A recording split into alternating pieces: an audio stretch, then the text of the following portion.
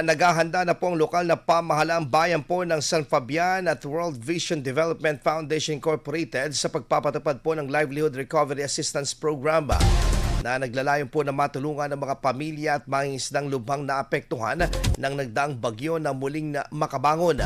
Sa isinagawang courtesy visit at pulong, tinalakay po ng dalawang panig ang cash-based Livelihood Assistance Program at na ipatutupad mula Hulyo hanggang Agosto ng taong kasalukuyan upang suportahan ang pagpapanumbalik ng kabuhayan ng mga benepisyaryo.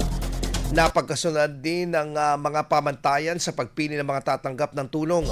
Prioridad ang mga bona fide ng mga residente ng San Fabian na lubhang naapektuhan ng kalamidad at kabilang ang below poverty threshold.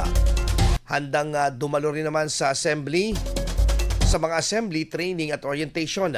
May mga child-focused sa household, lalo na ang may mga 3 hanggang 5 anak at kabilang din ang mga vulnerable sector gaya ng persons with disabilities or PWDs, solo parents at senior citizens. Tinalakay rin po sa pulong ang pakikipag-ugnayan ng nabanggit na foundation sa Municipal Agriculture Office at iba pang tanggapan ng lokal na pamahalaan upang matukoy ang mga prioridad na barangay at maisagawa ang verifikasyon ng mga kwalipikadong benepisyaryo bago ilunsad ang programa.